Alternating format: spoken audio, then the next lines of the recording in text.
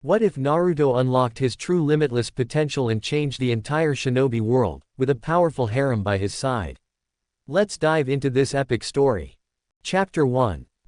Prologue. His clones had dispersed, relinquishing their memories to him that made him aware that they had performed their duties. One had completed writing a letter to his son, one had informed the old man his last wishes, and another carried a baby to his work office, and left a note in a picture frame.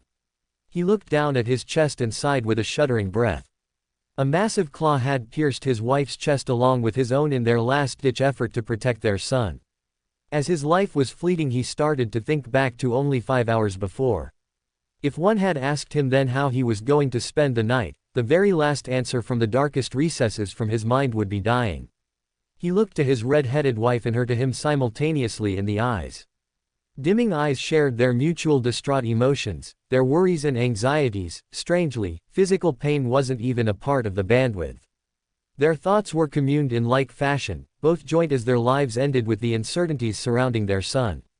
It wasn't so much for the fact that they were dying, their clothes becoming drenched in a new crimson. It was the fact that they wouldn't even get to live for Naruto's sake. There was nothing for it, nothing they could do to fight it. Darkness started to swim around the edges of their vision and their breathing slowed and became shallow. Their bodies finally gave out as they exhaled one last time as death staked its cold claim.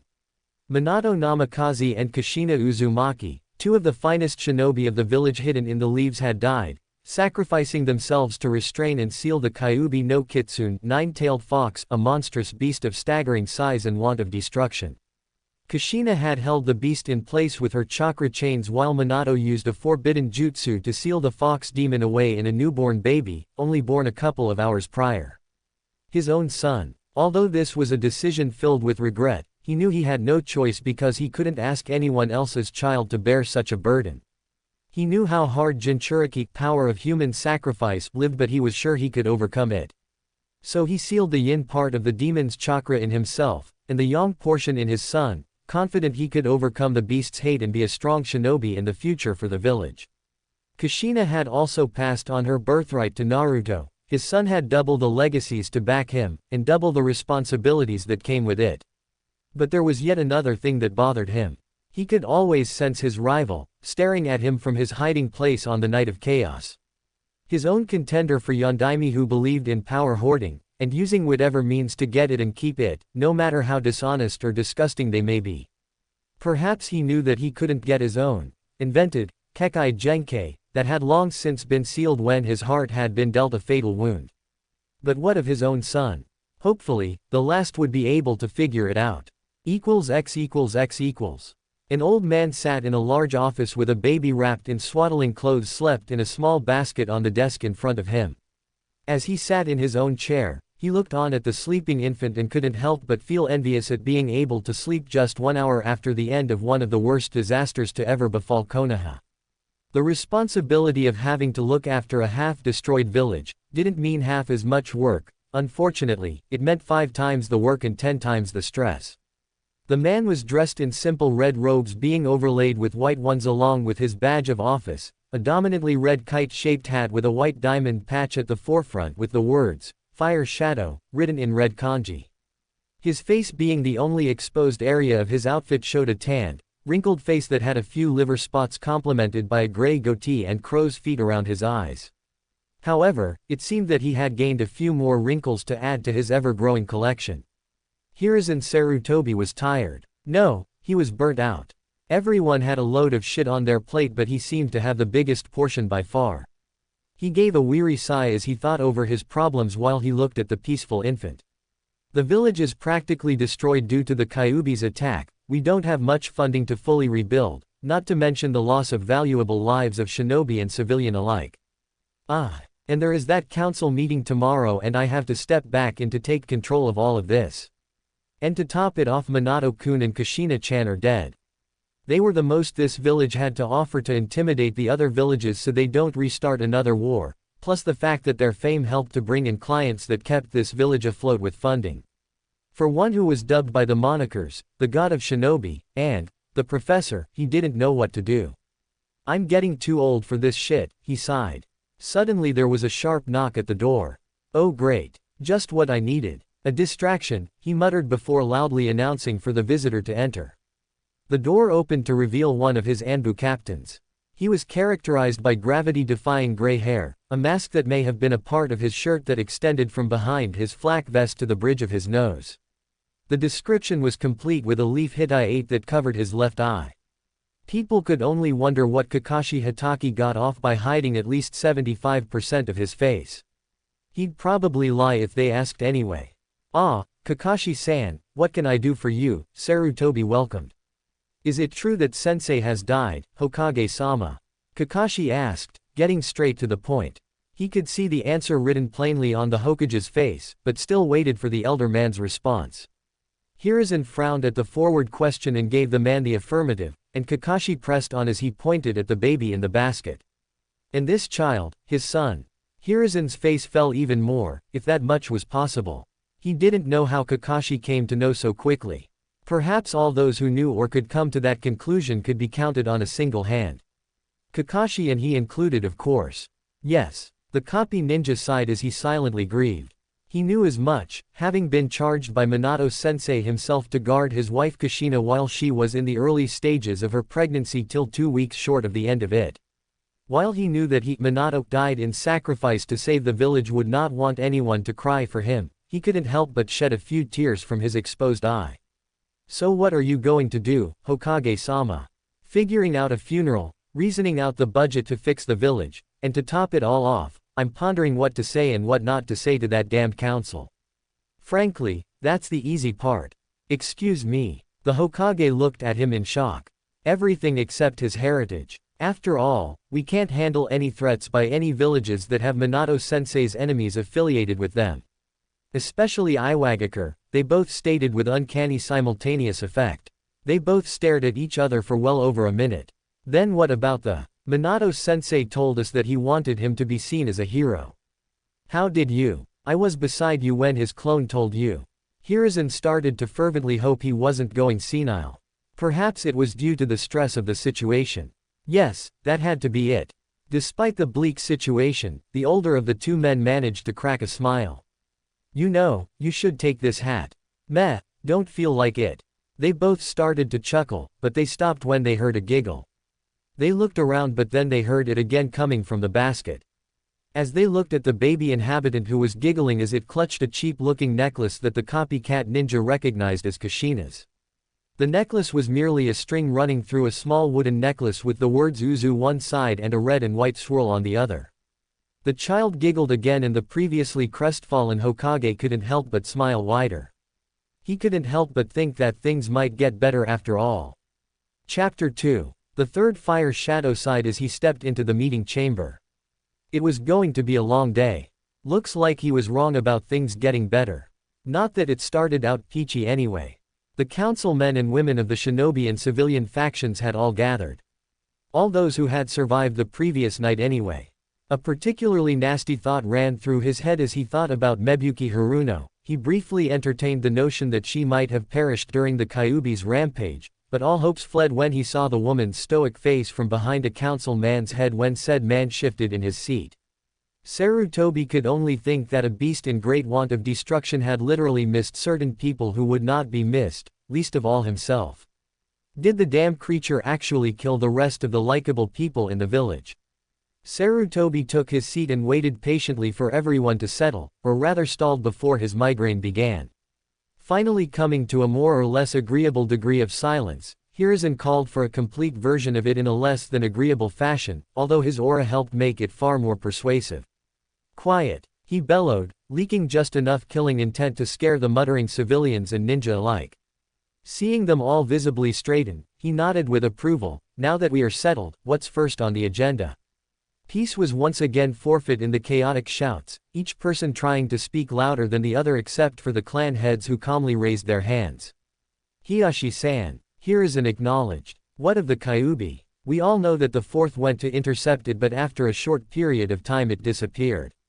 We wish to know what had transpired," the Hyuga said, or almost demanded as it were. His expressionless face was unreadable, yet Hiruzen noted that there was a hint of worry etched into the man's brows. The Sandaime gazed at the expressionless Hiashi and gave a sigh. Everyone leaned closer, as if a few inches increased their hearing capabilities. The Hokage began to speak. As you all know, the Biju are beings that cannot be harmed without massive effort from the offender.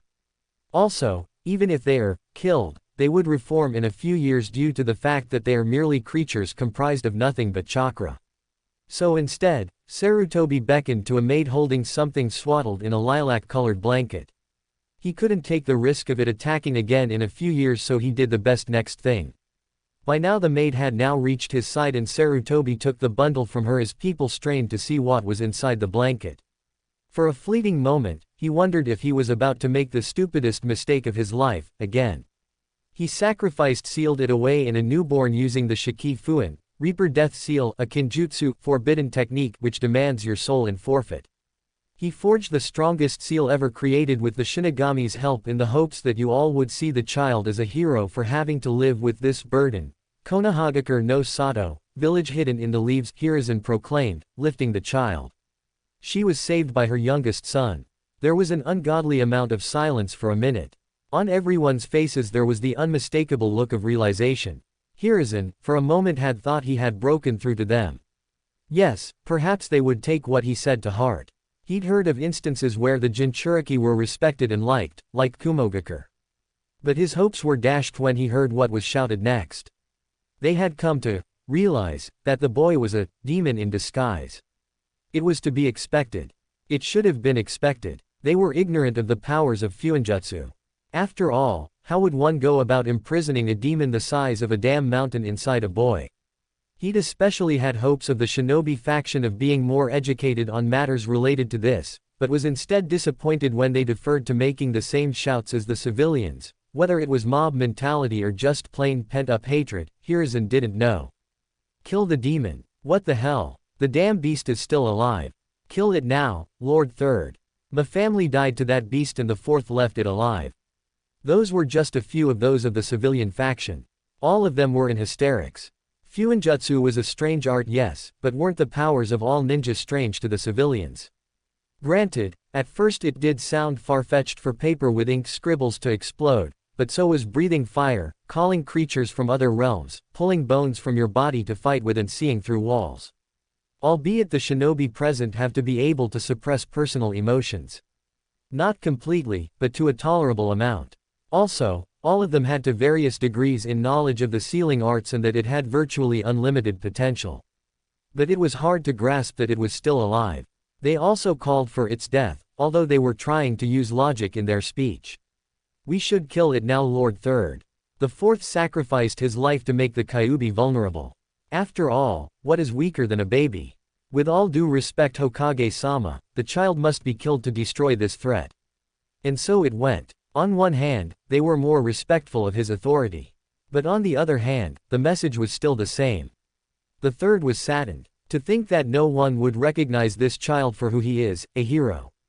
But then again, heroes were seldom loved in their own country. And Anbu quietly and slowly reached for his tanto. To anyone who would be watching, they would assume that he was prepared to act as crowd control, in case anyone decided to become physically offensive. His right hand finally completed its 30-second journey to its destination and gripped the handle of his weapon akin to a hungry predator on its prey that refused to let go. He then reached for his cyanide and nightshade pill and held it in between his molars. He then focused a minuscule amount of chakra that could hardly be sensed into his 30-second delay A-grade explosive tag and started to remember his wife, his would-be wife. Her father had never liked him, but despite the fact that his denial of their relationship, the two lovers had been set to elope on the 12th of October. He could easily recall her vivaciousness. It was one of her many qualities that he had found attractive. She was all over the place, writing this, trying on this, putting on that, going here and there mad with preparations. He was passionately in love with her and her with him. He was sure that after marriage he would quit being an Anbu, and slow down. Go on missions only once in a while and doing mostly routine village guard duty. As tears stated to drip freely from the inside of the mask on his face to the ground, he realized that the day he yearned for, that being the 12th of October, was no longer real. No longer within his reach. It wasn't coming tomorrow. 20 seconds. He thought of the corpse of his fiancée he had seen half buried under the rubble of their would-be shared home, the place they would have raised their family. Even so, in that tragic moment, he had to leave to fight her murderer, who had moved on to destroy another area of the village. But he had failed. He couldn't even get close to the monster. It had all been for naught. No, he firmly thought. It wasn't that it wasn't within reach. For him, there was no tomorrow. But he would join her today. 17, 16, 15. He dashed forward at the Hokage, who was currently holding the child in his arms. 14. The Hokage was caught unawares, but his reflexes saved him and the baby as he withdrew a kunai from under his robes, but quickly parried the tanto with the kunai in a reverse grip. 13, 12, 11. The god of shinobi channeled chakra into his blade and cut the tanto in two, and the offending Anbu leapt back from the Hokage, sliding back in a prepared running man stance, already starting to charge at Sarutobi once more. The other Anbus watching the fight were surprised at first but got over it as they hurled multiple kunai and shuriken at the offender that struck and embedded themselves in his flesh, particularly his heart, lungs and stomach. His sprint slowed to a run, then to limp, then to a pained crawl, still moving towards the old man holding the bane of his existence. The killer of the love of his life. Holding the baby as if it was innocent.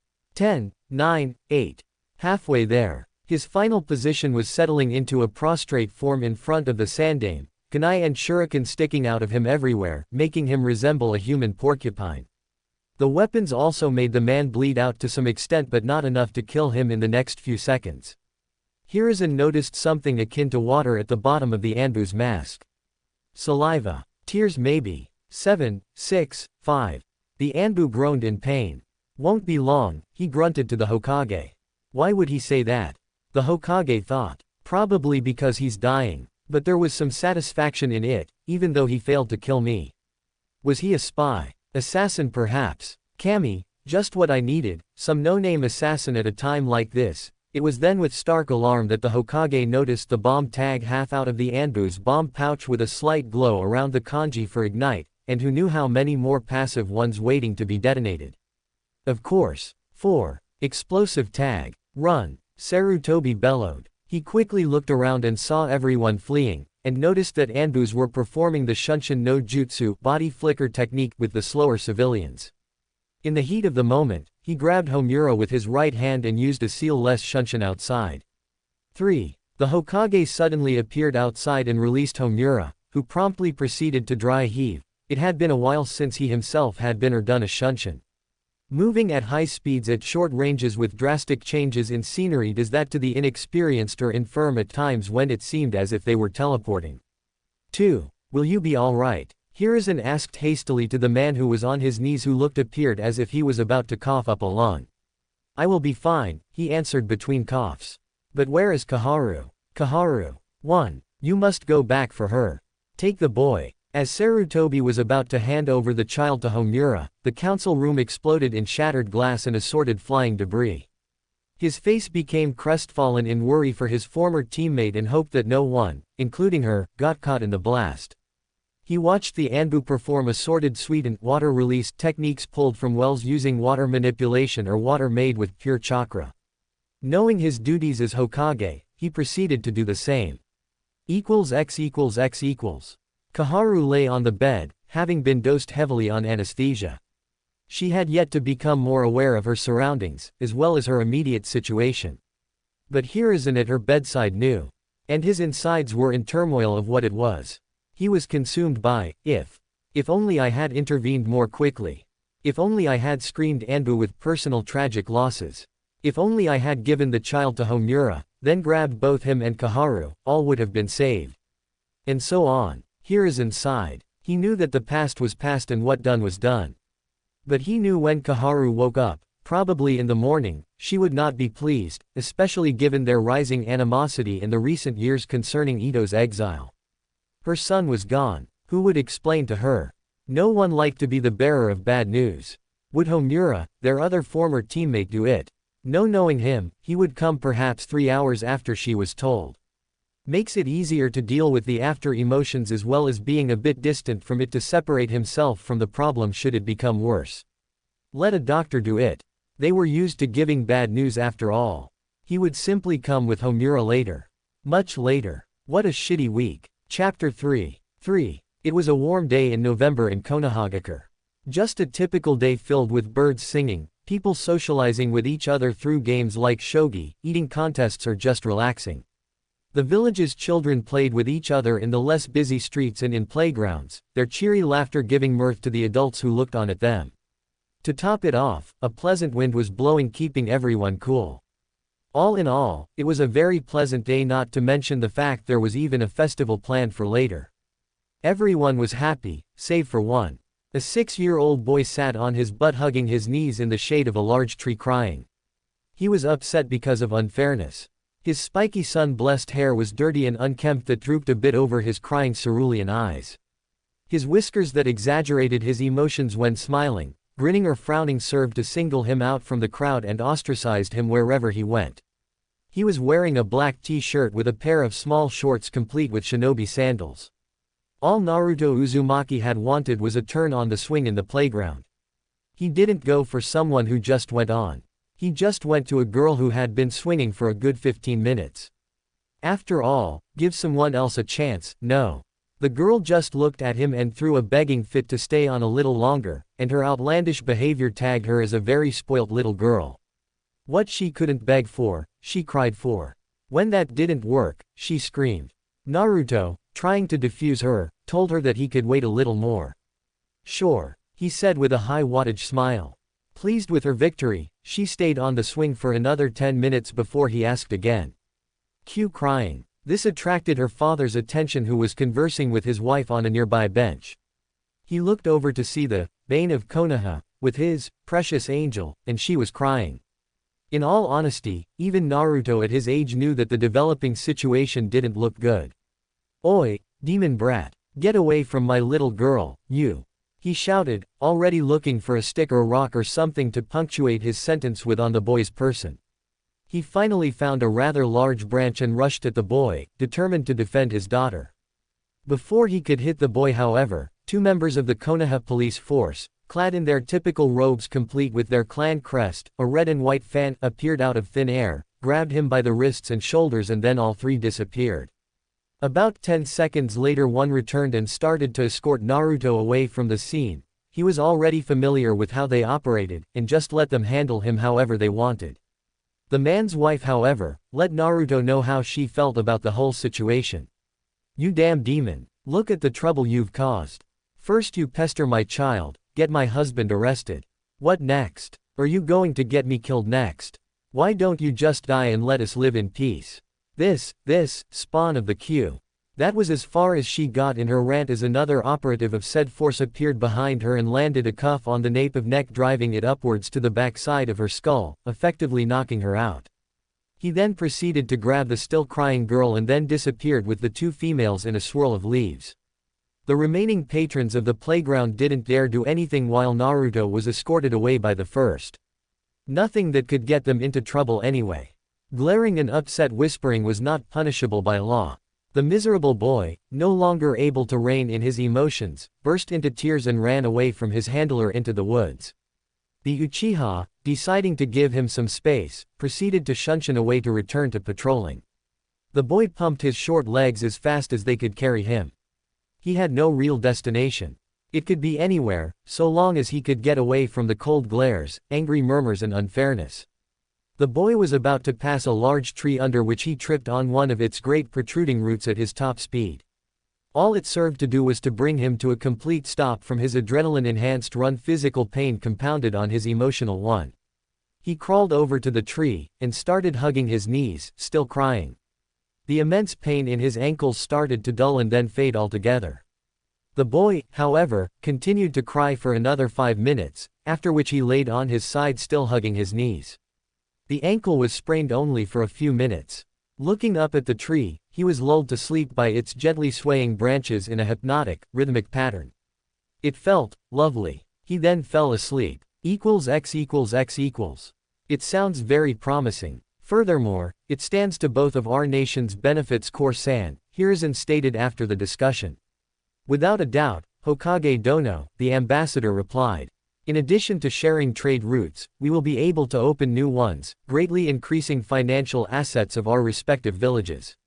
We also stand to gain militaristic clout when we assist each other in conflict. Excellent. The Hokage beamed, the council won't need long to deliberate this. It doesn't warrant much to ponder over, seeing that the answer is as plain as black and white. In the meantime, I trust that you will find your accommodations to your liking. You shall be able to stay as long as you wish, Sarutobi went on, a bit eager to please. The Kyuubi attack 6 years ago had put a seemingly bottomless hole in the treasury that desperately needed filling, hence the reason the Hokage wanted this treaty to go through. It was more or less ass-kissing, not that he would admit it to anyone. Much obliged, Hokage Dono. I certainly shall. At a discreet signal, 2 of his masked Anbus appeared. Anbu, please show our guests to their accommodations for the night. As the Kumo nins left to be escorted to their hotel, the elderly Hokage smiled. This was his first true smile in 6 years. Finally, things were going to get better for the Hidden Leaf, they badly needed a win. Yet, somehow, it felt off. Like it was too good to be true. He hoped he was wrong. X equals X equals.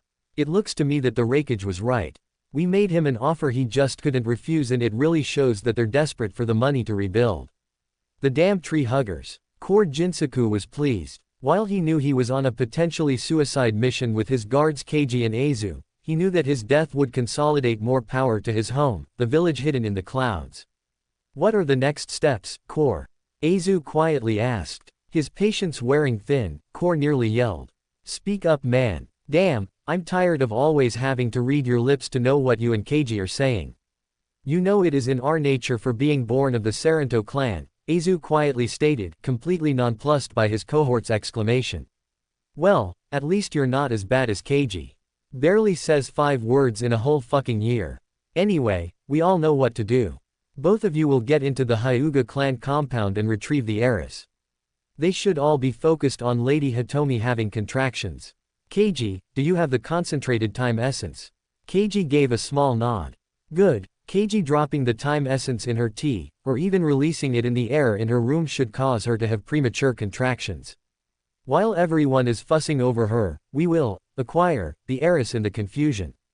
Having these Horikuya clan members will further help this endeavor, considering they don't have chakra coils, but instead purely manipulating yin and yang release to use stealth techniques. They should be, theoretically, invisible to the Byakugan dojutsu. Then Aizu will fetch me the girl and I'll use my swift release to get back to Kumo, leaving behind a clone with my cohorts to ensure we are not suspected, leaving at the time we told the Hokage. We will have the Byakugan, and Konoha none the wiser until it's well too late. We're heading out 1 hour after the festival starts. People not drunk by then will be halfway drunk, as well as almost all the shinobi off duty. That's our best time. Both of you shall approach the compound from the southeast forest. According to our intel, that area is the least guarded. Going with logic, should be even more so because of the festival tonight. Is that understood? Yes, Aizu affirmed, with Keiji nodding in his response. Very well. Lady Hitomi is having contractions. What? It's 2 months too early. Unusual, yes. But we have to get her to the medical wing. X equals X equals. Hey, went off without a hitch. Once I've crossed the border, Kumo will win. Core muttered. Keiji and Aizu will have gotten back to the hotel with my clone, looking reserved by morning, as if we don't know anything. As if. He laughed. He adjusted the drugged girl more comfortably for running before channeling even more of his innate swift release and took off even faster, practically faster than a blink. So fast that he noticed it too late. A stick of some sort had caught him in the face, right in the nose, and broke it. The child flew from his arms into the air. Even in his pained state, he saw the child flying into the air and he panicked. He didn't progress this far in the plan, just fail because he ran too fast to notice a stick in his way. A stick. He followed through with that train of thought as he got up and ran towards the spot he predicted the child would fall, seeing its general trajectory. A stick from one of these local trees should be supple, scratching my face as it bent, not flat out striking me as if it were as inert as a thick branch or something artificial and man-made, like metal. Here his thought came to an abrupt halt as he saw the child disappear at the apex of its journey in the air, apparently due to someone or something's intervention. What? Who's there? He hissed in confusion, looking around wildly. Over here. He turned to the source of the voice animatedly, only to see a man sitting on a tree stump holding the toddler against their chest. Core, getting upset, charged at the stranger with his swift release, but at the last second, his fist hit a purple barrier of sorts. He drew back his fist and lunged with a kunai only for it to be harmlessly repelled to the side, the barrier only appearing when external contact reached within a few feet of the man. "Hey asshole, you mind not doing that? You might wake up the girl." He looked down at the girl, wondering how she hadn't awoken as yet. "Oh, she's drugged." Core tried to attack the man again, with each attempt ending in failure in everything but serving to get himself angry and frustrated. With his anger reaching its peak, he resorted to jutsu, almost uncaring if he hurt or killed the Hyuga heiress. Raiden. Jibashi. Lightning release. Electromagnetic murder. Electricity flashed in deadly arcs from the Kumo ninja's hands to the man and surrounding area. Seeing the man still unharmed, he laced in 3 times the amount of chakra needed for the jutsu, for it to finally end in an explosion around the stranger. As the smoke cleared, Core looked forward to seeing the man electrocuted and burned, but was instead treated to the sight of scorched grass and ground in a perfect circle around him. "Are you done yet?" Another voice, but similar, sounded behind Core to see an identical replica of stranger standing 30 feet away from him. Shit. A clone. For the first time, Core studied the man. He was dressed in a jet black trench coat with a hood over his head. His look was completed with a holster with a small stick in it 4 inches long as well as shinobi sandals. "Wait, stick. Could that be the weapon that struck me? But it's too small. You want that barrier down, huh? Just kill me, and that'll release the barrier and disperse. How about it?" the stranger said. He spoke in a deadpan voice, but ridicule was salted into it. It was obvious that he certainly didn't expect the Kumo nin to be able to beat him. "Who are you?" The stranger shrugged. "Name's Ito," he said easily enough, as if he didn't really care much either way. Core paused for a moment to figure if he could remember the name, but couldn't. "Just give me the girl. Not as if she's your daughter or some shit like that. You don't know her. I know of her. You gonna try to take her back, or are you gonna walk?" Ito sounded as if he really didn't care much either way. He'd actually want the man to stay. He had something that he wanted. At that, Core took out his kunai and held it in a forward grip, studying the black-clad man's stance or lack thereof. "You gonna make a move?" Core taunted. "Can you fight?" The stranger replied back. "More mind games." Core gritted his teeth. "Die." Core ran at the man at full speed, channeling swift release. With speed like his, the man will be dead inside a second. Just as he lunged with his kunai, 1 inch before striking the man's chest, the stranger grabbed his knife arm at the wrist with his left arm, and jabbed his right arm through Core's armpit, sidestepped and planted the palm of his hand against the back of Core's head. He then slammed Core's head right onto the hard ground, effectively knocking him out. Pathetic. With the man taken care of, Ito turned back to regard his clone that held the child. "So, you gonna tell me why you look like me, you damn 9 tails?" The man who held Hinata gave off a standoffish vibe, yet still on guard. "You've never changed your wardrobe, and it's better to look like a crook than a beast running amok through the village, am I right? I came because I sensed a brain-sucking bastard hanging around. Better I take after you when I'm prepared." Oh. Ito was now more than just merely concerned as he prepared to decapitate the unconscious swift-release user. "So you gonna fight me? Why the fuck are you here?" the disguised 9 tails demanded. "Well, that's the 3rd chapter. Felt like a good place to end it. Sayonara." Chapter 4. Where is she? The servant involuntarily shivered under her master's gaze, desperately trying to muster up the will just to speak clearly. "We don't know, Hiashi-sama. We have already searched the whole compound, the festival, the whole village. She is nowhere to be found." Hiashi was angry. No, he was downright furious. Some third party had to be involved.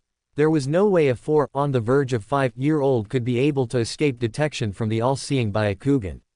But who? He couldn't call anyone to mind. If the child was really outside the village, there had to be foul play afoot. He couldn't call to mind anyone who would do this to him or his daughter, not anyone alive or locked up anyway. But even if they could have been there, they had no means of being able to sneak into a compound filled with people able to see through walls, kidnap his daughter and sneak her out of a shinobi-dominated village without the tiniest bit of suspicion. But what had happened and there was no undoing it. They had to pick up the pieces, relieve some Hyuga guards because of incompetence and find his daughter. Alright, that's enough Kuya, Hiashi said in a huff to the nervous branch member as he made up his mind on his next option. Return to your duties. Hearing this, the frazzled branch woman was relieved as she had thought that she would have been punished for bringing bad news. While Hiashi did not practice using the caged bird seal, like other main branch members, particularly the elders, he was unpredictable at times of great adversity, and this was certainly one of those times. He wasn't generally unkind, but he did look especially in the mood to be. X=X=. I am here to see the Hokage. His normally stern and flat tone and was marred with worry and anger, and likewise was his face. She allowed him to go upstairs and informed him to knock on the Hokage's door once there, and he did so with markedly more hurry than she'd ever seen a Hyuga in. Come in, the muffled voice from behind the door said. Hiashi turned the knob and pushed it open to find the Hokage dressed up in a simple blue kimono. Apparently, the man was just about ready to leave himself to attend the festival. Hokage-sama, a moment of your time. I have an important request. You just caught me, Hiashi, the wizened Hokage said coolly, though his mentality was rapidly settling into crisis mode. By all means, Hiashi-san.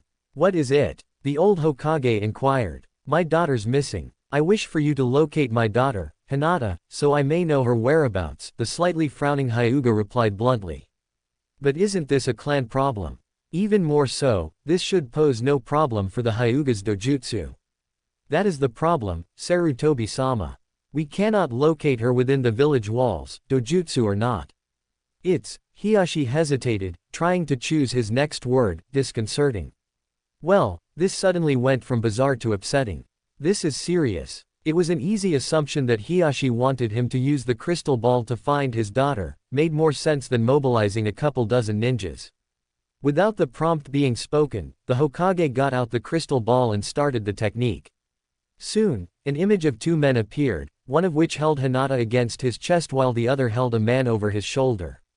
The unconscious man on the shoulder was recognized as the ambassador he was speaking with earlier.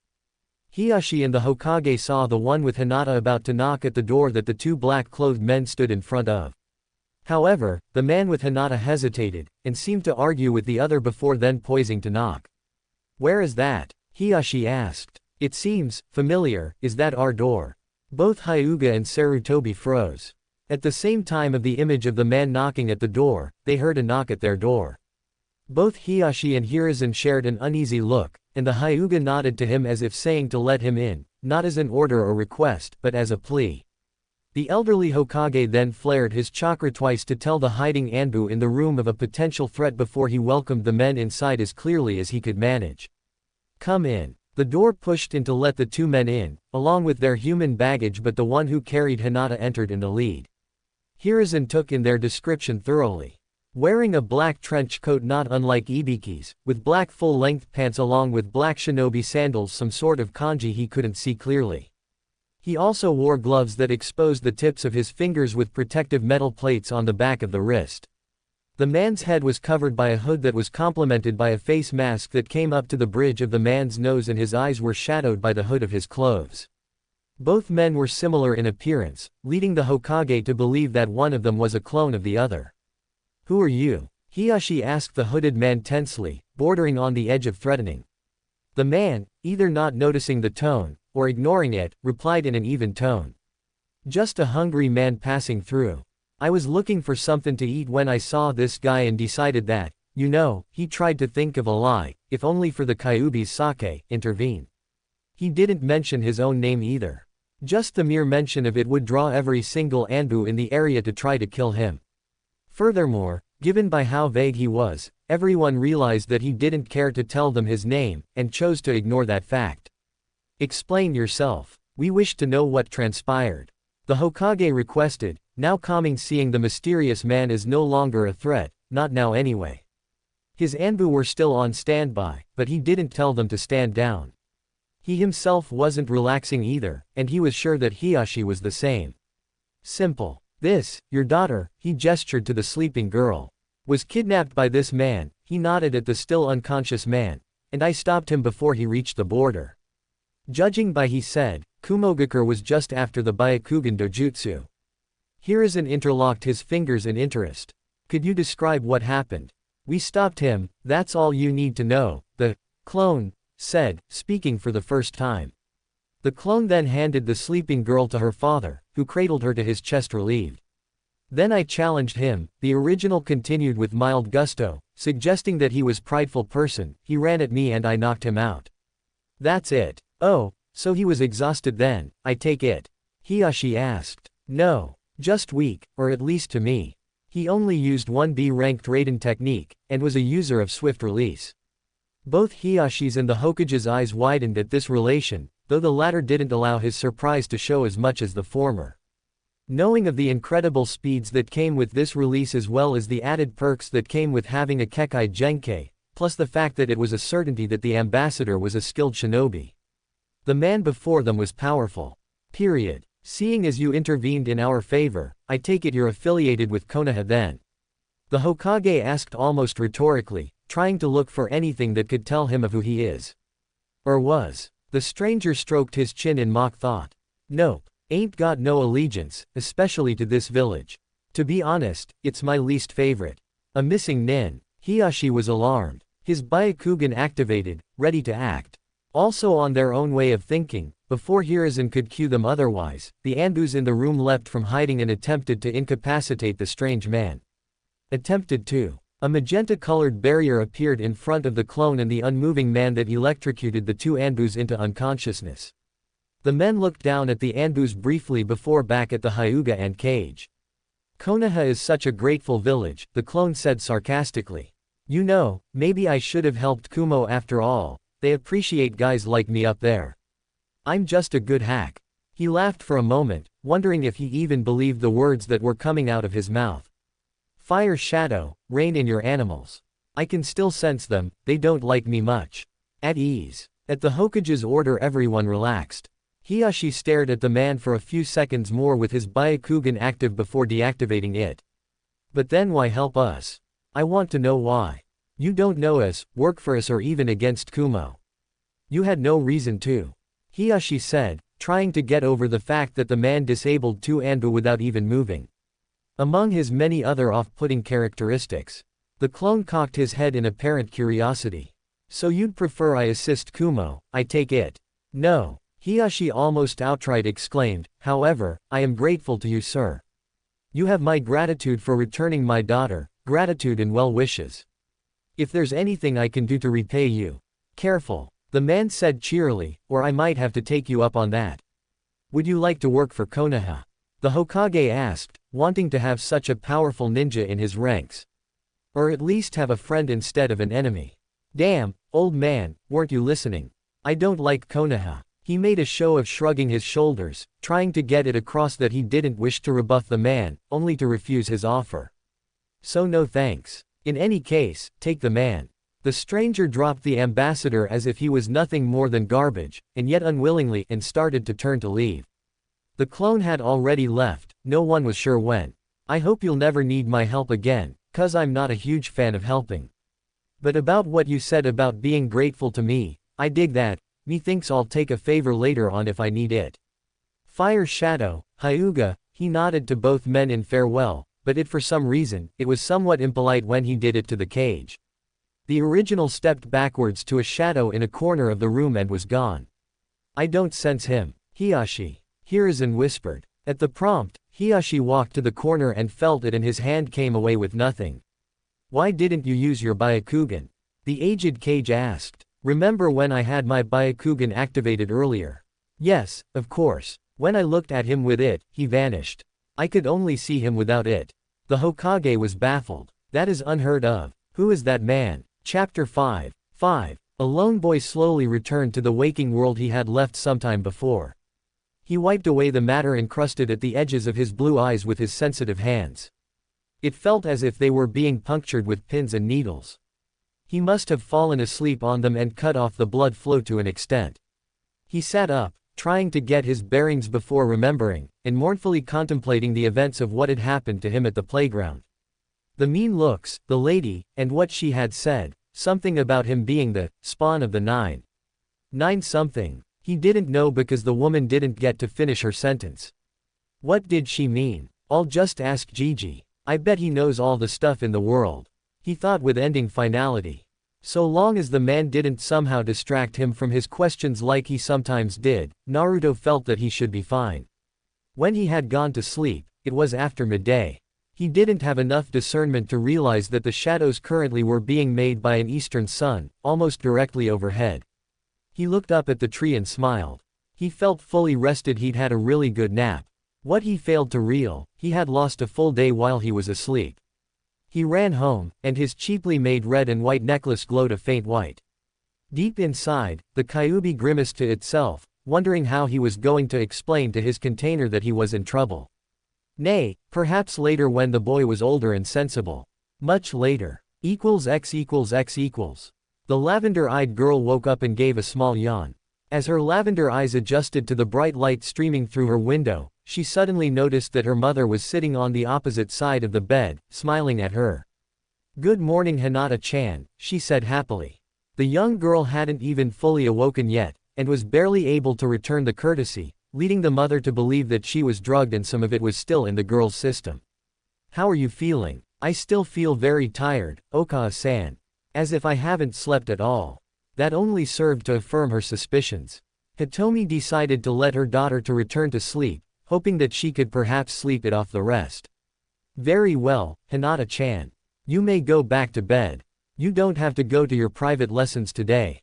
However, you will speak to your father when he calls for you, is that all right? He wants to speak to you about last night." "Hi. I love you, my Masumi." Hinata blinked stupidly before letting her eyes close with a small smile gracing her bonny face. "I love you too, Okawa-san." With that, Hitomi left the room. By herself now, Hinata thought it was strange that her lessons were not to be taken today. She had them every day for an hour, beginning promptly at dawn. They were unavoidable, except on special days of celebration in the village or her birthday. So why was she being allowed to return to sleep? She allowed the question to niggle her mind for a bit before ignoring it.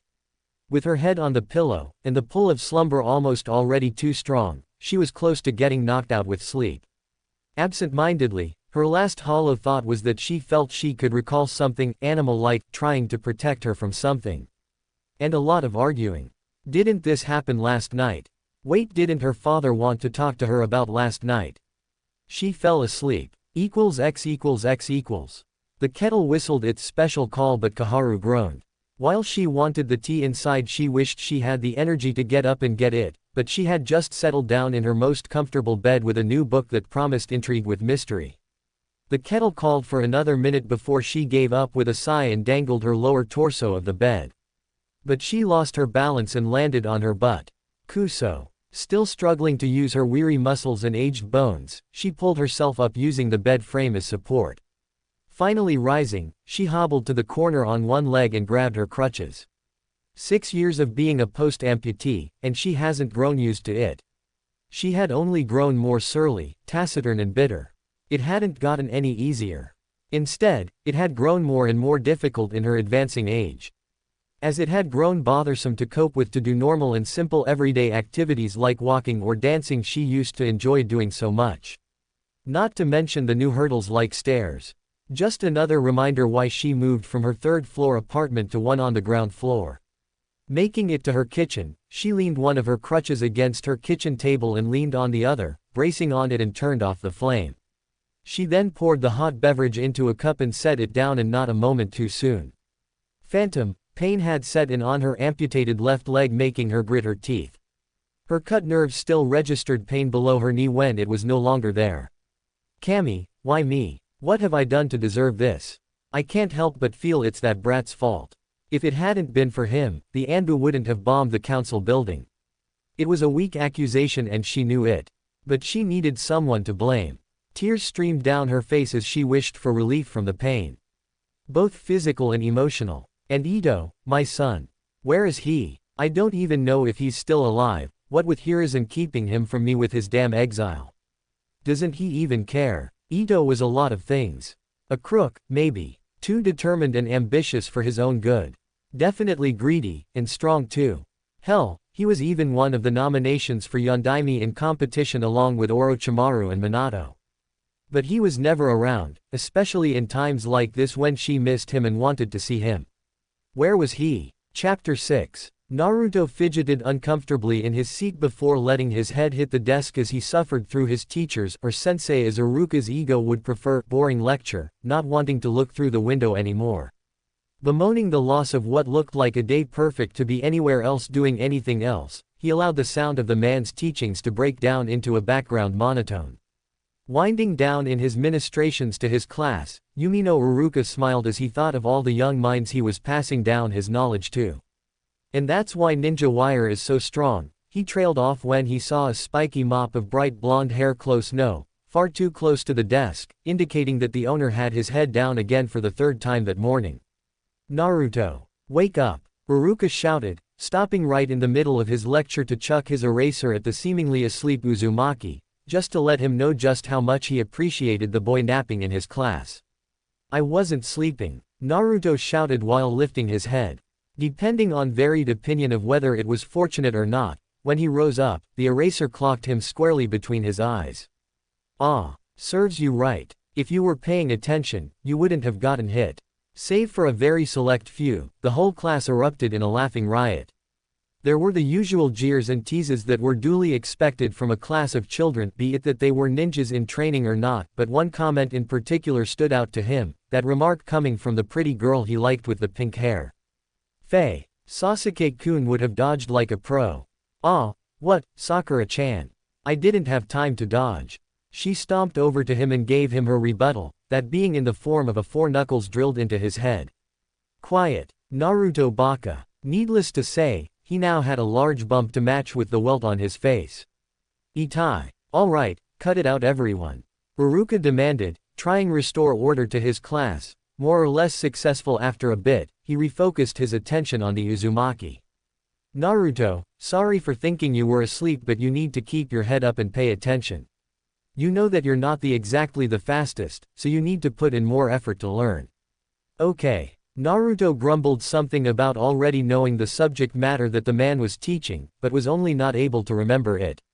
Deciding that he'd lost because of this facet, he tried to look apologetic despite being irritated. Hi, Iruka-sensei. Now throw me back the eraser. Feeling that the man needed a bit of comeuppance, Naruto reached under his desk where he kept a small stockpile of prank items hidden, and withdrew something that was certainly not an eraser. Here you go. Catch. Iruka stared large-eyed to see a large yellow balloon coming at him that seemed to have suspicious contents coming at him. Before the balloon filled with pink paint even made contact, Naruto had already beaten a hasty retreat out the window. Iruka's yell of surprise was cut off, and was soon followed by one of indignation. Pink paint. Naruto. I'm gonna get you for this. Iruka yelled, exasperated as he tried to smear off some of the paint off of his face with an equally paint-ridden forearm. The class stared at him, not knowing whether to poke fun at him at the risk of incurring the man's wrath, although Ino soon made a deliberate observation. Iruka's all pink. It's such an awful color. That's my hair color, Ino pig. Billboard brow. The two girls stomped over to each other, insulted each other some more, which led to a catfight over Sasuke's love life. As Iruka looked on, still covered in pink paint, he did the only thing he could to salvage some esteem in his students' eyes, and give himself a chance to leave under the impression that he wasn't completely upset. Class, break for lunch. Immediately, the class rushed past him through the door outside, and when the room was empty except for himself standing in pink puddle, he wondered if it was Naruto's specialty to make a class go from order to chaos. Deciding to leave him be for the rest of the day, he went to tell Mizuki to take over the afternoon class while he got himself cleaned up. X equals X equals. Damn, I nailed him with that one, he didn't even see it coming. I wonder what he was yelling though. I'm gonna get you. Meh, whatever. The Bond ran through the busy streets eager to get to his favorite and only place to get lunch. The fact that the streets were parting as if to give him free way didn't escape his notice. Hey, at least that's a perk. They leave me alone. I should be grateful. They don't beat on me like they used to. I think I can still remember everyone, every single person that's done me wrong, it's in my mind somewhere. I'm gonna get stronger, just to show you bastards that I didn't need your help to get where I'll be. Maybe you'll be sorry then. He hoped they would be sorry. Finally slowing to a stop, he saw that he had arrived. Lifting one of the privacy flaps, he saw two of his most favorite people inside. They were his especial favorites when he was hungry. Hey Oji-san. Hey, Ayame Oni-san. Hey there, my number one customer. Ichiraku hailed, smiling. His welcome was both a fact and a compliment, and he was sure that the boy was aware that it was both. Ayame beamed when she saw the boy coming, and did her best to ignore the fact that two other customers at the other side of the establishment leave when they saw Uzumaki enter. How are you guys? Naruto asked. We're doing well. You. The boy shrugged casually, knowing his own emotional turmoil but not wanting to share it. Oh, the usual. I got bored in class and pranked Iruka-sensei. Maybe I can top it tomorrow. Naruto gave the two of them a fox-like grin. Again, Ayame asked, sounding a bit displeased. Not that she would ever tell him. Ayame liked to hear about his pranks, or more specifically, seeing how it was therapeutic to him. Again, you would think he'd learn by now that I don't put water in my balloons. At least I didn't use oil paint this time. I've got a heart. So how many bowls are you having today, Naruto? I'll going to be honest with you, my radio just died, and I'd like to get a new one. Cutting him off in line, his daughter chastised him for his insensitive comment as he tried to mollify her. I was only joking. The elder Ichiraku chuckled. The usual. Yes please. For once, he prepared to sit still as he waited for them to prepare his favorite meal. From the perfectly round dumplings, to the blemish-free pork and chicken strips, the smooth noodles that slid down the throat to the delicious broth that warmed his stomach comfortingly. As expected, Naruto lost his patience to his hunger-induced fantasies. Oji-san, I'm dying of hunger. Naruto whimpered like a struck dog. You're so melodramatic. Here it is. With that said, Ayame placed down a miso ramen, another one with pork, and her father came out with one that didn't smell entirely right. Naruto's nose twitched. Oji-san, is that? Yes, Naruto. You haven't forgotten, have you? It's Tuesday. No. He was about to get up and run, but Ayame reached across the counter and caught him by the scruff of his shirt. No. Come on, Naruto, the Hokage ordered us to give it to you. So hey, methinks that if you become a Kage, you can cancel it and force him to eat it when he's retired. She knew it couldn't happen, and he knew too. He still appreciated her sense of humor, and it helped bolster him a little bit. You bet I will. Now let's get it over with. Naruto reached for the bowl, looked into the bowl and grimaced. Something wrong, Naruto? Ichiraku asked. You know, besides your poor diet ethics. It's an abomination. It's soup. Ayame deadpanned in response to the boy's melodrama. And I tried my best to make it more tolerable for you. I even had them soaking in miso spices overnight. Ayame replied in a complaining tone. Naruto looked into the bowl. Instead of being filled with noodles, meat and dumplings, it was filled with spinach, broccoli and Brussels sprouts. Damn. Well, itadakimasu, he said hesitantly. He looked back over at Ayame, who was waiting expectantly to eat. Well, if she could put in extra effort just for him to eat vegetables, maybe he could reciprocate. Maybe if he'd had more than one choice in restaurants, Naruto figured that he'd stay right here. They kind of reminded him of his family in Wave Country. I love you guys, he grumbled almost humorlessly, but I hope you know that I love you less on Vegetables Day. They smiled. X equals X equals. So, Sasuke-kun, do you wanna? No. Well, how about? No. The Pinkett was dejected. He'd already shot down both her invitations before even hearing them, only by using a single-syllable word. She cowered like a dog with its tails between its legs. Later, Sasuke-kun. To which Sasuke didn't even bother to reply. The brooding Uchiha sighed and placed his chin in between the palms of his hands. As he sat on the park bench, he tried to take his mind of Itachi for once. The Dobi. Am I the only one who saw it? I could see that the eraser was going to hit his goggles, probably hard enough to break them, but it was like he was trying to decide whether or not to let it hit him. But he's just a dead last. I am stronger than him, more skilled. I am an Uchiha. But it was strange. Sasuke could be prideful, and he acknowledged that. He could also accept that other people were stronger than him, and he knew that his own despised Ani was many times more powerful than him. What he couldn't accept was the fact that Naruto could actually be stronger than he looked, more skilled. If it really is like what I saw, why not let it hit his goggles? I know that they're cheaply made and sold at a discount price because they lack a meaningful purpose. Is it the goggles that he's fond of protecting? Or are the goggles hiding something? Suddenly, the Uchiha grinned. That's it. I'll just take the goggles from him. If he tries to protect it, it'll mean I was right. If he doesn't, then I'm just overestimating the Dobi. Now, how to kill Itachi. Sasuke walked off, falling back in his pastime of imagining himself torturing his traitorous elder brother. Though unrealistic, it was purely cathartic. X=X=X=. Thanks, I guess. At least old man Hokage won't force feed me again. You don't make it easy, Naruto. At least you didn't run away this week.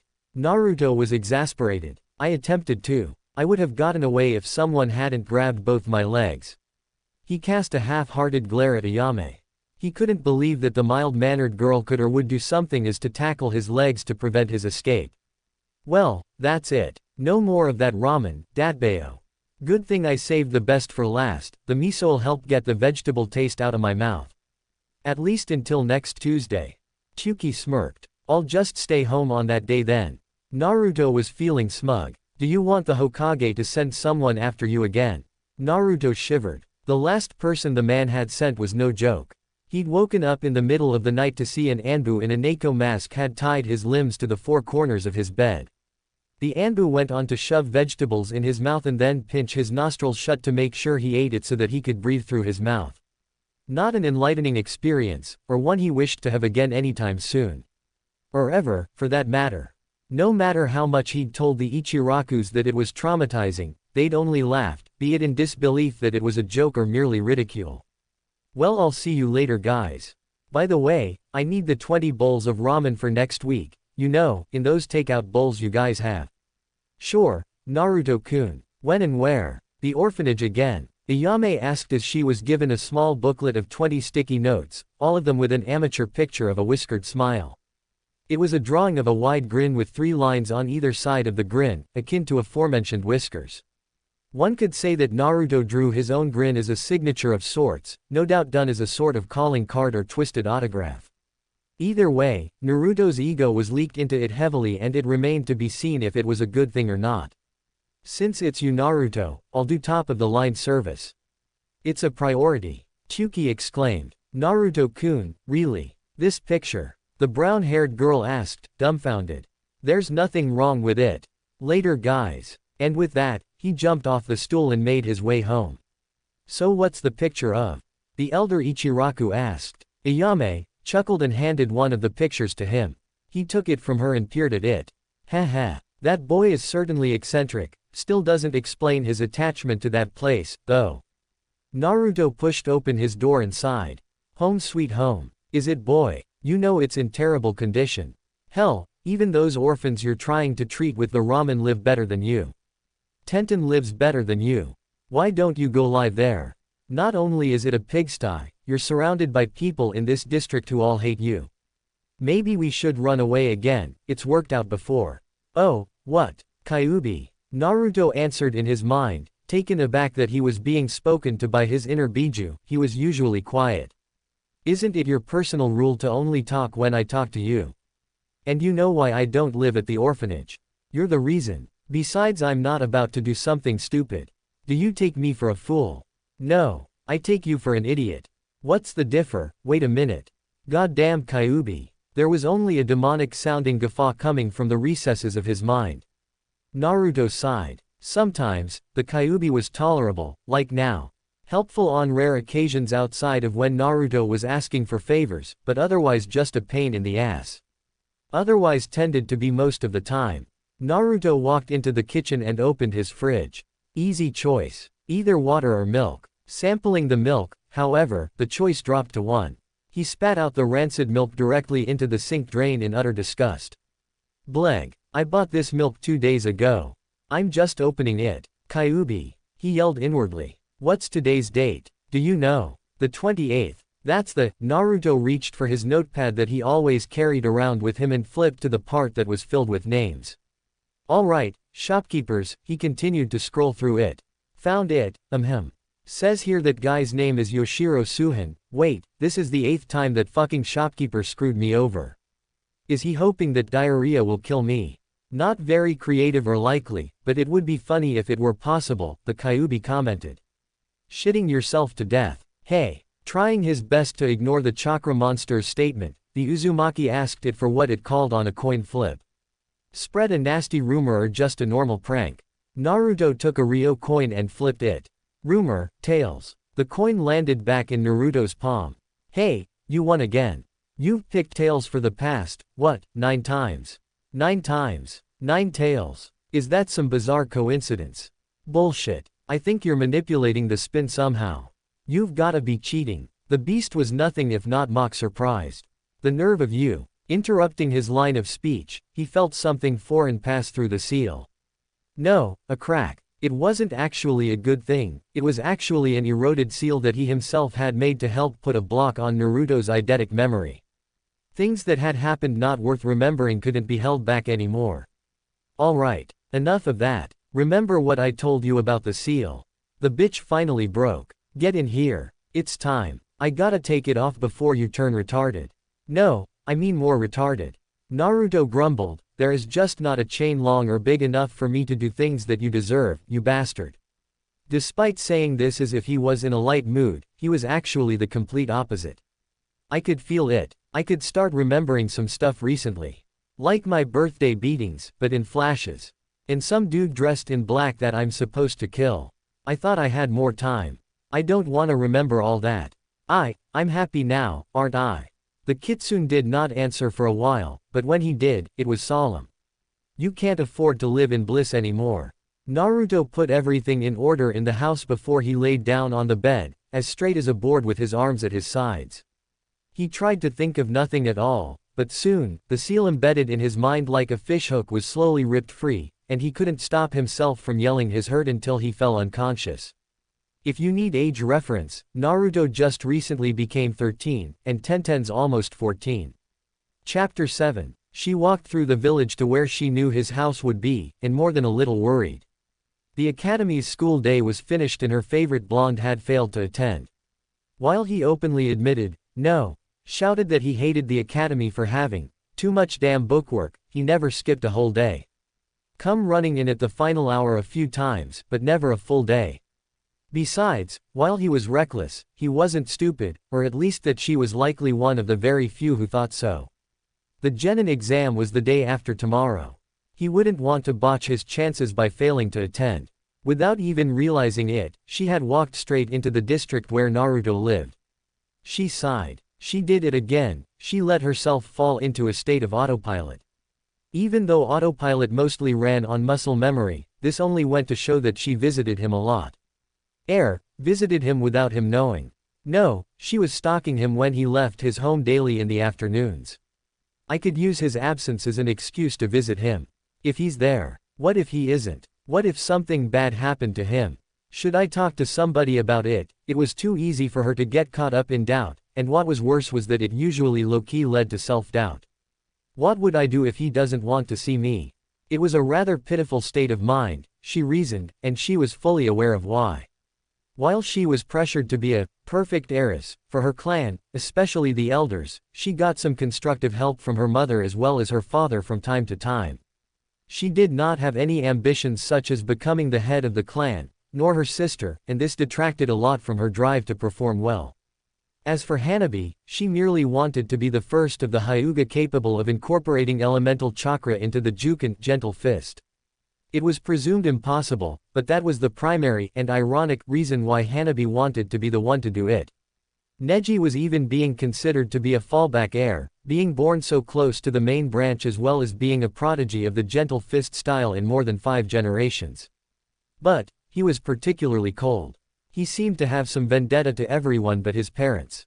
Perhaps only he knew. Perhaps the cause of her shy personality and self-doubt could be due in no small part to him.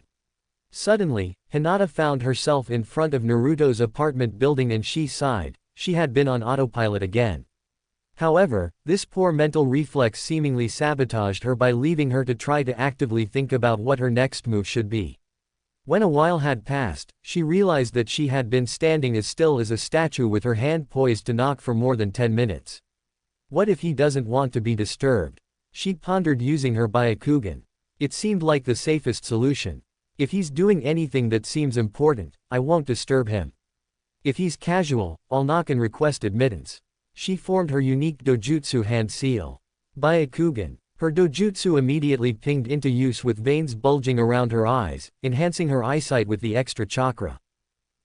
That must be him in the bedroom on the bed. Is he sleeping? Maybe I should just leave. But she looked on a little longer. Something felt off. She knew that Naruto did not take afternoon naps. He was too hyperactive for that. Besides, he would have been training at this time. And why was he lying down in that position, akin to a dead man? And his chest wasn't moving. It was as if he could be, well, dead. That was when she finally processed that last thought. Dead. No. With that, all self-issues went out the window and hesitancy be damned. She took a step back and rammed the door. The lock easily gave way out of the dry rotting door jamb, but the privacy lock and chain held fast. She rammed it again and the lock came out with a piece of the door's wood stuck to it. She rushed into the bedroom and gasped, seeing her crush lying stock still on the bed. Naruto-kun. She was about to burst into tears when she noticed him take a small breath and exhale. Now relieved, she became embarrassed to practically breaking and entering his home when he was only sleeping. She stood and waited a little longer, trying to match her breathing with his, just in case he was actually having difficulty breathing. As she wasn't up for checking him physically, she'd probably just pass out. Inhale. After taking a deep breath, she watched and waited patiently to exhale when he did. Despite having taken a deep breath, she was still forced to exhale after a minute, and it was only for a while later before he exhaled. Something's wrong. His breathing's still much too slow even for sleeping. She checked his pulse at his neck and timed it. She was now grateful for all those hours she'd spent extensively reading about the human anatomy when she was just starting to learn the Juken. She checked him twice, but Naruto's pulse was barely 10 beats a minute, and very faint. Hinata was surprised and rapidly becoming anxious. It was as if he was hibernating, for lack of a better word. The Hyuga immediately started to pace beside the bed. What do I do? What do I do? Call someone. Who? Give him CPR. Mouth-to-mouth resuscitation. She looked back to the object of her crush as a deep crimson blush crept up her neck into her face when her mind went into overdrive thinking of the implications. Kneeling down on the ground next to where he was on the bed, she tried to nerve herself up to try. But with her own face merely inches from his, her own hesitance and feelings for the boy stopped her, and superheated her face in a fiery blush. And as sure as night follows day, her thinking of Naruto like that led to fainting, and her head slumped down on his chest. X equals X equals. The gigantic nine-tailed fox grumbled to himself morosely. It had been 13 years since he was sealed.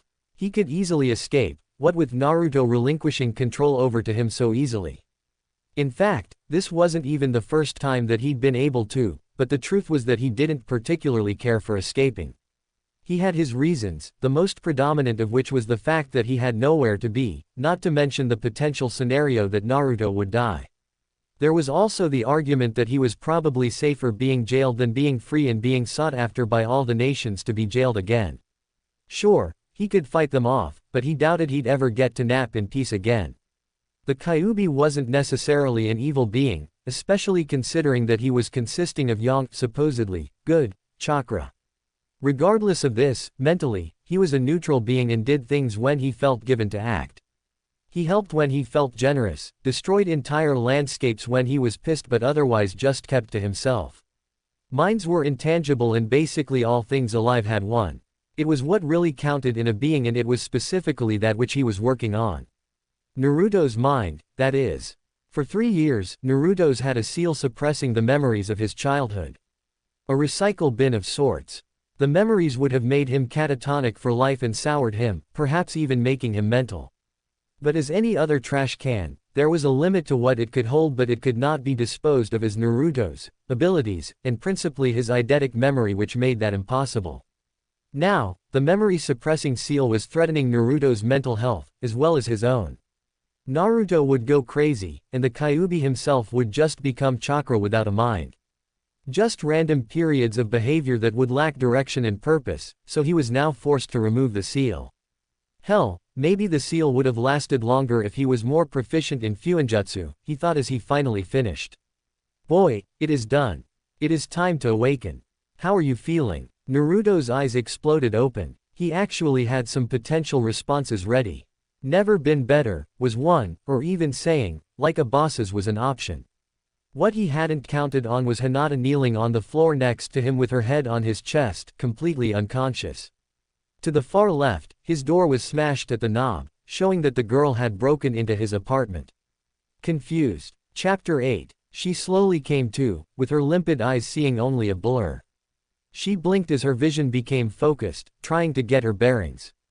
That's not my bedroom ceiling, she thought when she stared up above her. Wrong color, had cracks, definitely not hers. Where was she? Are you awake now, Hinata-san? She looked around frantically, searching for the owner of the voice all the while still trying to figure out where she was. Probably tired of seeing the girl rubbernecking in her efforts to find him, the voice spoke again. Right here. She leaned her head all the way back while lying down. She now saw Naruto sitting behind her head in a chair adjacent to the couch she was in. Naruto-kun, she yelped, hurriedly getting up.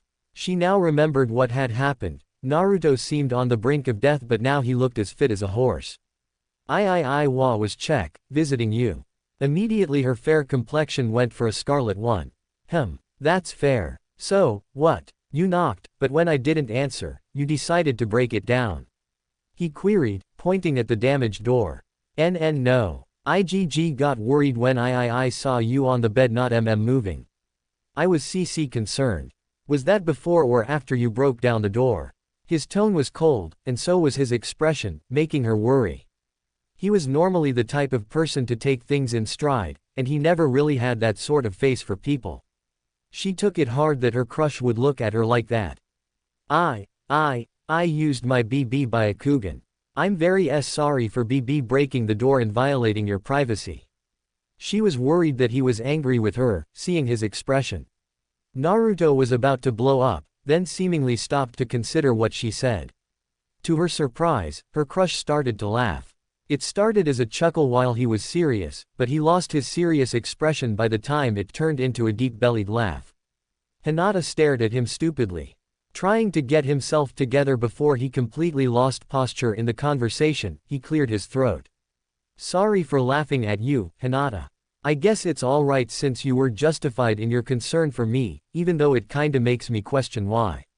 The truth is, here he choked and looked away. For someone to be concerned for me or even visit besides old man Hokage or the Ichirakus, or even if it were them, it means a lot to me. Thanks, Hinata-chan. He was so sincere that it was painful. Meanwhile, Hinata could hug herself in her joy and relief. He used the affectionate with me. He likes me. Outside of her head however, her facial complexion had flushed so much that one would have thought that she was trying to impersonate a tomato. Fortunately, she soon got it under control before Naruto looked at her again. Clapping his hands, he tried to clear the mood for something more light. Anyway, seeing that you're fine, thanks for coming by and hopefully next time I'll even get a chance to clean up. With minimal effort, he escorted her to the door as she allowed herself to be manhandled. See you tomorrow. Gotta get ready for that test and all. See ya. He closed the door behind her, leaving her out in the hallway. Phew. Now to get started. Little did he know was that she was still frozen. He called me Hinata-chan. Now, she was impersonating a statue, and likely would for a while. Back on the inside, Naruto felt like something was off. Is she still there? Quite likely. She probably is. What do you mean probably? I meant sense for her. The Kyuubi shrugged inside the seal. Didn't have to. I can smell her scent. It's still strong at the door. It's coming in because the door is slightly ajar. Not shut. Remember that she broke it down. Anyway, do you think she still being here will disturb what we're going to do? Naruto asked. Not at all. Now get back in here. Naruto complied and went back to his bed. Lying down stock still again, he closed his eyes and released his mind from all distractions. He soon felt a tug on his psyche and gave into it. Reopening his eyes, he was now greeted to the now familiar sight of the sewer that was his mindscape. He wandered the tunnels with no general direction and soon found himself in front of the great cage with the nine-tailed fox behind it, just as the usual. "Took you long enough. Now let's get started," came the Kyuubi's welcome. "Before we start though, my forehead feels like it's burning again. Can you take a look?" the boy asked, rubbing his forehead. In fact, his entire head felt like it was on fire. It was a feeling he'd had before, and it was never pleasant. "What, like 3 years ago?" The Kyuubi was concerned, but at the same time excited. It was like a scratch ticket. He wanted to know what Naruto would get now in addition to what he had now. "Yeah," Naruto replied. "Come closer." The boy stepped into the cage and stepped onto the Kyuubi's hand-like paw. He then lifted the boy up to his eye level and looked at the boy with an observing gaze. The boy trembled a bit, being in a discomforting position as he was caught under the great fox's scrutiny up close. "From what I can tell, the kanji aligning to the arrow says, focus. Not sure what that means. I was hoping that the word describing the ability would be less obscure." "Focus. You think it means a mental ability?" Naruto asked. "It could be, and it probably is. If it does mean mental though, it probably won't be a letdown, even though it doesn't sound as useful as memory." Wait. The Kyuubi had a thought cross his mind when he considered his final word. "What is the shopkeeper's name?" the kitsune suddenly tested. "Yoshiro Suhin," the boy answered. "What's today's date?" "Yesterday was the 28th when we started, so today's the 29th. The boy's eyes then widened considerably. "Of course. The suppressing seal is off." The boy gave a wide grin but soon frowned. "I remember. Forgive and forget is once again impossible in your case, boy. You're now more mature to deal with the memories of getting your ass whipped by the village, anyway. At least you don't need to walk around with that shitty notepad anymore, or having to keep asking me for the damn date. And, understanding, seems to active again. You're not as slow as a snail anymore. I'm still taking offense to all of this, you know. Let it be. Do you remember the school's lectures?" "Yeah, I can. What I was awake for, at least," the boy jested in good humor. Despite his eidetic memory now active again, he felt better. The monstrous kitsune put down the boy and snorted. "Not the time for jokes. The exam's in 2 days, so you must study." The Kyuubi stopped to re-choose his words and laughed. "Haha, I mean read the teacher's books tomorrow. You won't forget it at all. But damn, these abilities are strange. There could be more of them waiting to be unlocked. This is an unusual bloodline limit. I have never seen nor heard of it before, and I have lived for centuries upon centuries. It could have been created in you, or it came into existence just a generation or two shy before you. Such simple gifts, yet the potential is virtually unlimited." The Kyuubi scratched his chin, now getting increasingly worried about the bloodline thief that was gunning after his container. "You can leave. I'm tired." The Kyuubi yawned and settled down with his head on his hands. "Kyuubi," the boy said hesitantly. The kitsune said tiredly, half opening a bloodshot eye. "Thanks. You know, for everything. I'm gonna make sure that we find him and end the guy that killed my parents and got you sealed in me. I owe you that much, at the very least." Yeah, sure. You're welcome and all that emotional shit. Now let me rest." With a curt nod, the boy disappeared out of the mindscape, figuratively leaving the Kyuubi by himself. "I never could understand that boy. Maybe I need some of his understanding ability," the Kyuubi muttered under his breath. On the outside of the seal, Naruto opened his eyes and waited for them to adjust to his overhead light, although he subconsciously believed that they attuned far more quickly than they usually did. He sighed tiredly with a hint of frustration in it. "Yeah, I remember, especially when I got memory. Is it a blessing, or a curse?" Making his way to the bathroom, he took off his goggles and looked over his still aching forehead in the mirror. There were 3 concentric circles there. 2 small arrows pointing to the east and west passed through the first circle. They had kanji in the circle at the back end of the arrow that said, understanding, and memory, respectively. But there was a new one that the boy beheld. There was an arrow that passed through the first and second circle. The kanji was, focus. Chapter 9. Sasuke had woken up a bit surly. He had planned find out what the dobi had hidden under his goggles, or what was important about it. But Naruto had failed to attend the academy. Was he avoiding Iruka? No, that's stupid. In the past, when he pranked Iruka in the morning, Naruto would come back to class in the afternoon. Why? The genin exam is in 2 days. He has to come today, if not tomorrow. Or he'll fail. Yes, today's the day. I'll find out, one way or another. Even he himself didn't know why he was letting himself think or obsess over something so trivial, but it did occur to him that it was likely due to the fact that he was bored, and the academy itself was humdrum.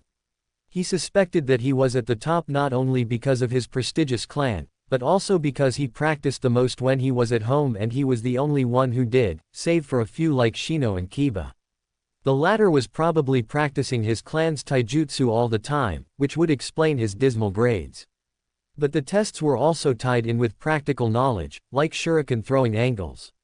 That's why Sasuke reasoned that he was at the top. Just by training, he went about his hygienic duties and prepared his breakfast. While eating, he thought of the final exam. Perhaps it wouldn't hurt to go over a book or two, in the event that he got a couple of irrelevant history lessons. What was he supposed to do, throw around useless history facts instead of shuriken? How the fuck would that kill his older brother? Regardless, his patience tested, Sasuke read. After finishing up, he left his house to make his way from the Uchiha compound to the academy.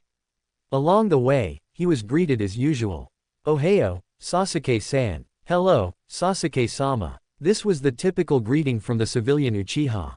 They could not reproduce the prized Sharingan that was sought after by the village.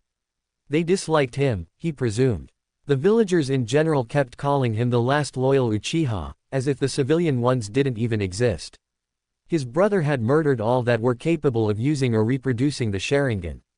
Those civilians mattered somewhat to Sasuke. At least for now anyway. Until his own Sharingan activated, he was one of them. He would play along with their hidden snide. Ohayo, he answered. As soon as his Sharingan activated, his brother was going to be in a whole lot of trouble. X equals X equals 497, 498, 499, 500. He pushed off one last time off his hands into a squat, then rolled backwards over the lateral side of his right arm. In the final moment of the occurrence, he backflipped neatly, landing on the balls of his feet on the very edge of the roof of his apartment building. Perfect. And that's that. Tomorrow's the exam. What are your plans for the day? I'm sure you don't expect to just walk up to the teacher and ask politely for his notes, do you? Actually, that's exactly what I expected to do. The boy's sweat dropped. Anyway, I've been thinking. You think? Didn't I warn you about that? Naruto grumbled heatedly to himself. Once again, the Kyuubi was acting like a pain in the ass. I have, understanding, again, okay.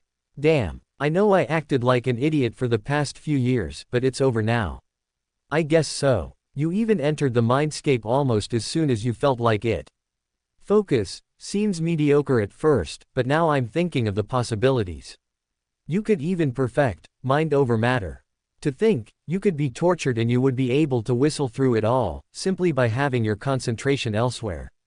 Yeah, true. But I don't intend to get tortured anytime soon. Anyway, I've been thinking about the genin exams. Go on. The Kyuubi was curious. It all boils to 200. At this, the Great Fox was confused. That didn't happen often, and certainly not within the past couple of years. He prompted the boy to explain, and Naruto obliged him. Exam results. Think about it. It all comes to 200. In the exams, they determine team placements by combined scores. They place the top 2 of the class with the bottom of the class. It's like a sum to 11. 1 plus 10 equals 11. 2 plus 9 equals 11. 3 plus 8 equals 11, and so on. I understand. The top 2 best in the class plus the last is like adding 100 plus 100 plus 0. As it gets closer to the middle, you would see something like 90 plus 90 plus 20 or 70 plus 70 plus 60. A sum to 200. In other words, Sasuke plus Sakura plus you equals shit. The Kyuubi now realized what his container was driving at. Yeah, it worries me too, especially having to go on a team with Sasuke, even though I really don't mind Sakura that much despite how punch-happy she is. But think about it. We could use this knowledge to manipulate who we could want as a team. Naruto was growing excited, but his mind did not wander thinking of the possibilities. Naruto went about his normal hygienic activities while he kept up the discussion. Let's see. Using numbers, without counting those ordinary civilian ninjas.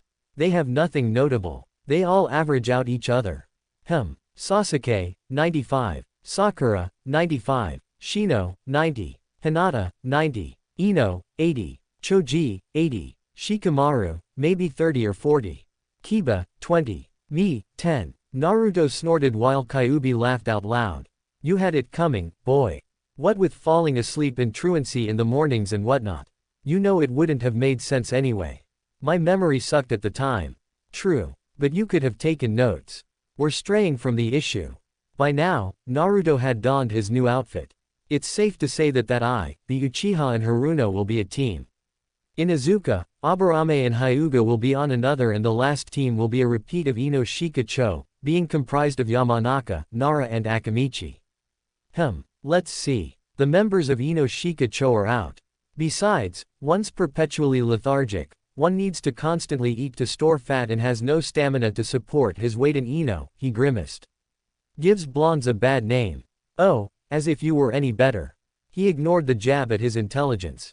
I don't want the stuck-up Uchiha on my team, and I guess I don't want Sakura on my team after all. That leaves Kiba, Shino and Hinata. You should definitely go for the Hyuga.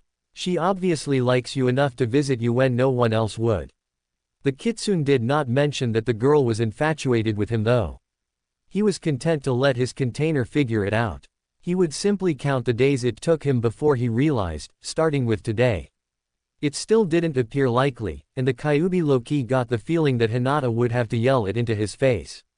I guess that part about Hinata makes sense. That leaves Inuzuka and Aburame. Shino seems to be the most chill out of all of us, and he's pretty smart too. Kiba, now, he would probably be constantly fighting for dominance like his clan.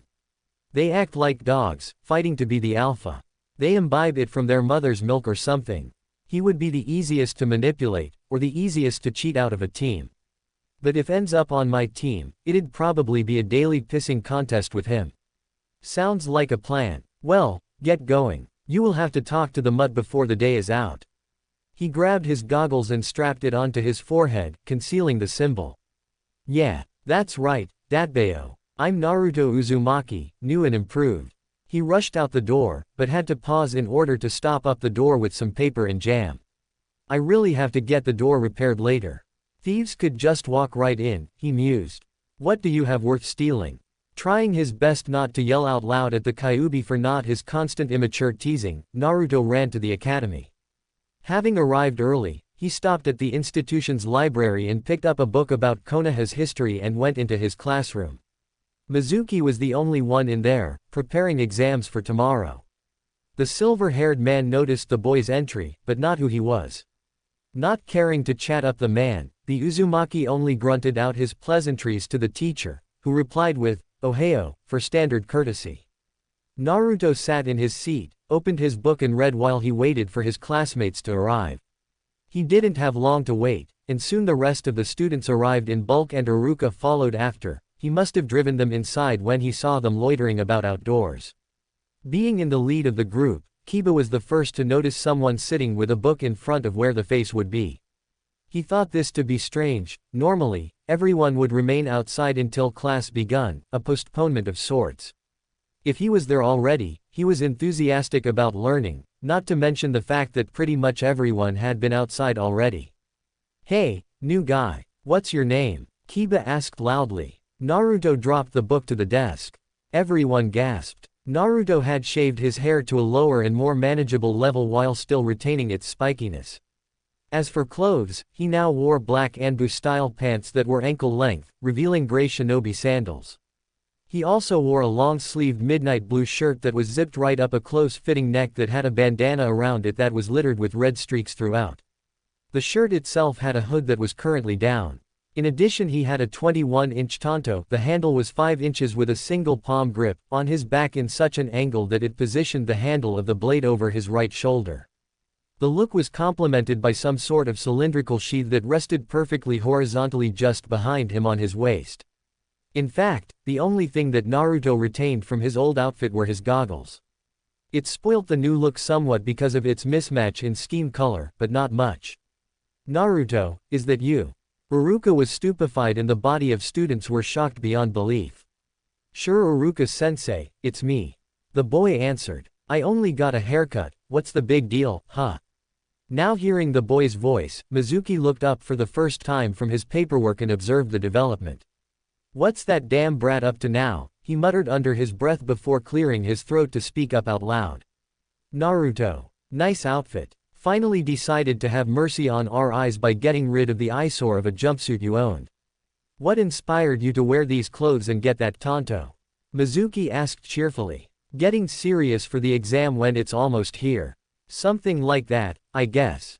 Naruto answered. Uruka was surprised. He could tell from the boy's aura had chanced in the single day he'd spent away from school.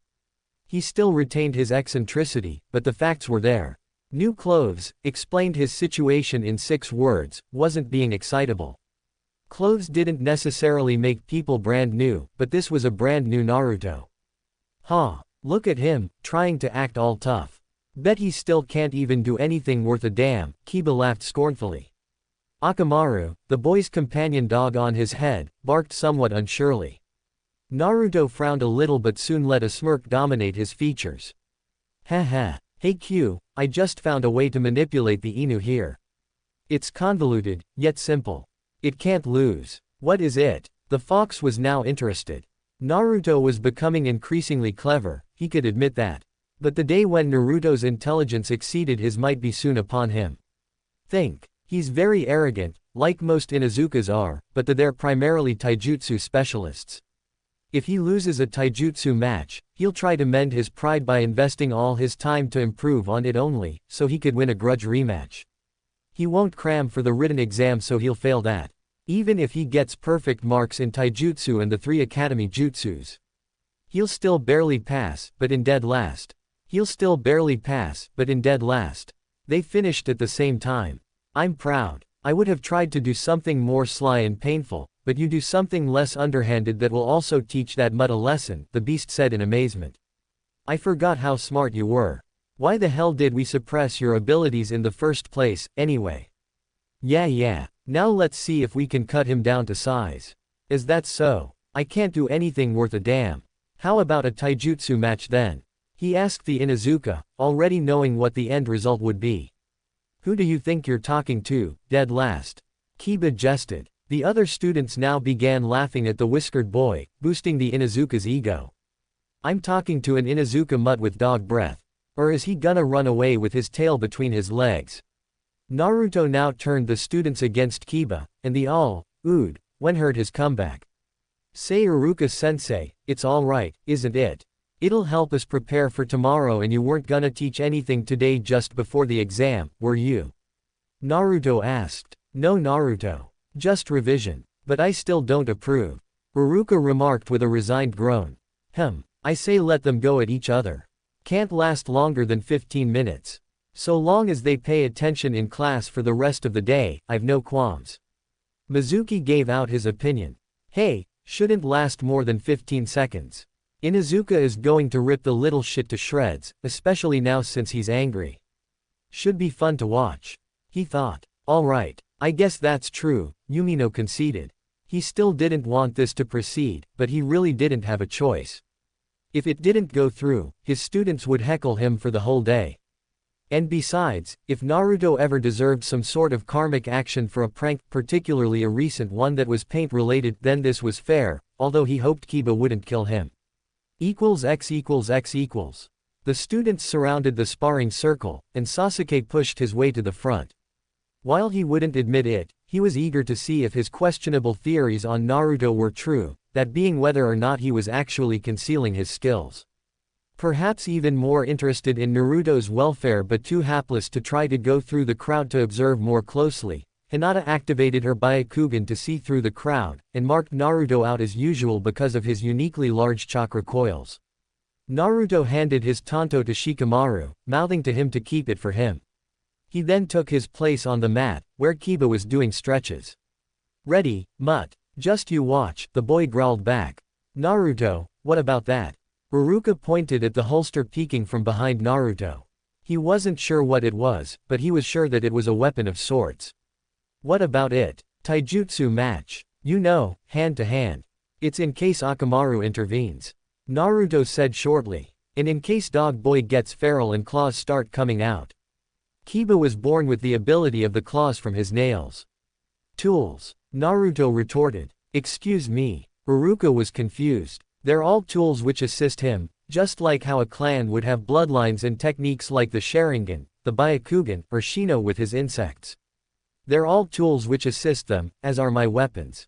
Naruto explained. As if I need Akamaru or my claws to beat the likes of you. The Inuzuka called. Iruka was shocked. Naruto had defended himself eloquently, and since when did he have the moxie to teach? Iruka decided to just give, he'd been doing a lot of that lately. Naruto, seeing Kiba finally settle into his pouncing stance, went into his own. He stood sideways to Kiba, positioning his left foot facing forward towards him with his right foot behind him, pointing to the right. Most of his weight seemed to rest on the left leg. Also, he stood mostly on his toes and his outstep while his arms were loose, hanging a bit limp. The students were all thinking that it was not the academy's stance. Some said it looked weak, some said Naruto made it up, and still others laughed. Honestly, Mizuki was a bit more fascinated in the stance than most, but was far more interested in the coming beatdown. He stepped forward and started the match by swiping down his hand.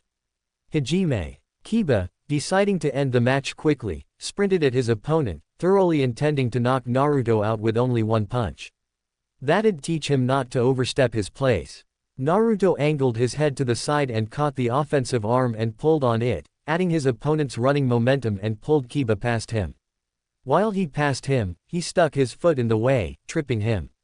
Kiba face planted instantly, and all the students laughed at him. He jumped back up onto his feet, seething. He had been careless. Naruto was stoic, and that only served to piss him off more. He threw punch after punch at him, kick after kick, each being countered and him being thoroughly embarrassed with each passing one, as well as growing tired. Akamaru barked concernedly from the sidelines. Finally, he decided to kick Naruto, below the belt, aiming for his groin. Naruto, seeing that he wasn't going to give up, decided to go on the offensive. He sidestepped the kick and delivered his own kick to the back of Kiba's leg behind his knee, point driving upwards. Gasping in pain, he abandoned the failed kick, holding his leg. Naruto didn't give him a chance to recuperate, kicked away Kiba's pained leg, delivered two quick punches to his side and one to his gut. Kiba tried to yell in pain, but all his air was pushed out of him. With his head about to hang down, Naruto dropped into a crouch and delivered a powerful haymaker to his chin that made his head snap backwards in a hurry, lifting him up off of his feet and making him landing on his back. Suffice to say, Kiba got knocked the fuck out. Naruto, now done, looked around at the crowd of students, as if daring someone to say something he didn't like. Thanks a lot for watching. If you enjoyed this story, please like, share, and subscribe to FoxFanFiction. Stay tuned for more incredible Naruto What If adventures.